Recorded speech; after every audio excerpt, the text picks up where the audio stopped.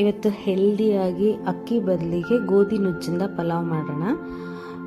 ಇಲ್ಲಿ 1 ಕಪ್ ಗೋಧಿ ನುಚ್ಚು, ಬ್ರೋಕನ್ ವೀಟ್ ಏನಂತ ಏನು ಹೇಳ್ತೀರಾ, ಅದನ್ನು ಡ್ರೈ ರೋಸ್ಟ್ ಮಾಡ್ಕೊಳ್ಳೋಣ ಒಂದು ಸ್ವಲ್ಪ. ಆಮೇಲೆ ಮಸಾಲೆಗೆ ಒಂದು ಮಿಕ್ಸಿ ಜಾರಲ್ಲಿ ಒಂದು ಅರ್ಧ ಈರುಳ್ಳಿ, ಆಮೇಲೆ ಒಂದು 4ರಿಂದ 5 ಬೆಳ್ಳುಳ್ಳಿ ಎಸಳು, ಆಮೇಲೆ 1 ಇಂಚು ಶುಂಠಿ,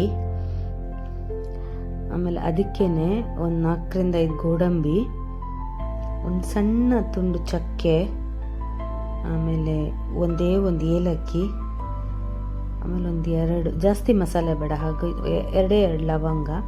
ಇಲ್ಲಿ 2 ಹಸಿಮೆಣಸು ತೊಗೊಂಡಿದ್ದೀನಿ. ನಿಮ್ಮ ಹಸಿಮೆಣಸು ಖಾರ ಇದ್ದರೆ 2 ಸಾಕು, ಖಾರ ಜಾಸ್ತಿ ತಿನ್ನೋರು ಜಾಸ್ತಿ ಹಾಕೊಬಂದು. ಒಂದು ಅರ್ಧ ಕಪ್ ಕಾಯಿ ತುರಿ, ಒಂದು 2 ಸ್ಪೂನ್ ಕೊತ್ತಂಬರಿ ಪುಡಿ, ಆಮೇಲೆ ಒಂದು ಮುಷ್ಟಿಯಷ್ಟು ಕೊತ್ತಂಬರಿ ಸೊಪ್ಪು, ಆಮೇಲೆ ಒಂಚೂರು ನೀರು ಹಾಕ್ಕೊಂಡು ನುಣ್ಣಗೆ ರುಬ್ಕೊಳ್ಳೋಣ.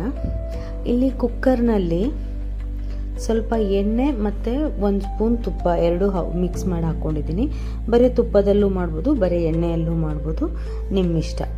ಇದಕ್ಕೆ ಸ್ವಲ್ಪ ಗರಂ ಮಸಾಲಗಳನ್ನು ಹಾಕ್ಕೊಳ್ಳೋಣ. ಇಡೀ ಗರಂ ಮಸಾಲ ಬರುತ್ತಲ್ಲ ಅದು, ಒಂದು 2 ಲವಂಗ ಹಾಕಿದ್ದೀನಿ, ಒಂದು ಸ್ಟಾರ್ ಅನೀಸ್ ಹಾಕ್ತಾಯಿದ್ದೀನಿ, ಒಂದು ಕಪ್ಪು ಏಲಕ್ಕಿ ಬರುತ್ತಲ್ಲ ಅದು ಹಾಕ್ತಾಯಿದ್ದೀನಿ, ದೊಡ್ಡದು ಮರಾಠಿ ಮೊಗ್ಗು, ಆಮೇಲೆ ಪಲಾವ್ ಎಲೆ ಅಂತಾರಲ್ಲ ಅದನ್ನು ಹಾಕೋತಾ ಇದ್ದೀನಿ. ಸ್ಮೆಲ್ಲಿಗೆ ತುಂಬ ಘಮ ಘಮ ಅನ್ನತ್ತೆ. ಅದು ಹಾಕ್ಕೊಂಡು ಅದೊಂದು ಸ್ವಲ್ಪ ಸ್ಮೆಲ್ ಬಂದಮೇಲೆ ಒಂದು ಈರುಳ್ಳಿ ತೆಳುವಾಗಿ ಹೆಚ್ಚಿಟ್ಕೊಂಡಿದ್ದೀನಿ, ಅದನ್ನು ಹಾಕ್ತಾಯಿದ್ದೀನಿ. ಅದನ್ನು ಚೆನ್ನಾಗಿ ಫ್ರೈ ಮಾಡ್ಕೊಳ್ಳೋಣ.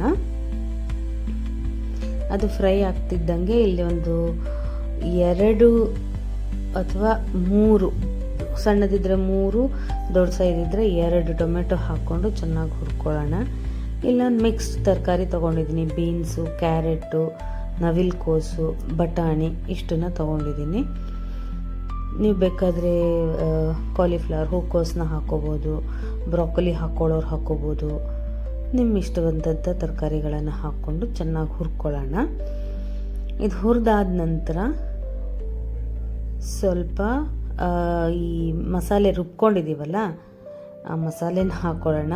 ಇದೇ ಸ್ಟೇಜಲ್ಲಿ ಬೇಕಾದರೆ ಉಪ್ಪನ್ನು ಹಾಕ್ಕೋಬೋದು ನೀವು. ಉಪ್ಪು ಹಾಕ್ಕೊಂಡು ಚೆನ್ನಾಗಿ ಬೇಯಿಸ್ಕೊಳ್ಳಿ ಅಥವಾ ಹುರ್ಕೊಳ್ಳಿ.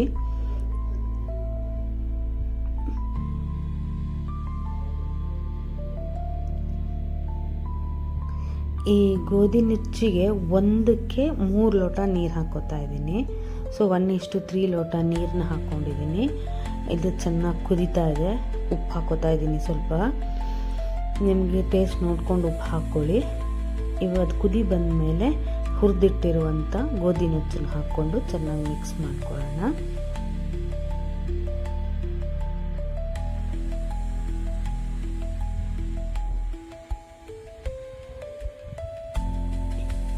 ಈಗ ಅದು ಕುದೀತಾ ಇದೆ. ಒಂದು ಅರ್ಧ ಲಿಂಬೆಹಣ್ಣು ಹಿಂಡ್ತಾ ಇದ್ದೀನಿ. ಆಮೇಲೆ ನಾವು ಮುಚ್ಚಿಬಿಟ್ಟು 2 ವಿಸಿಲ್ ಸಾಕಾಗತ್ತೆ.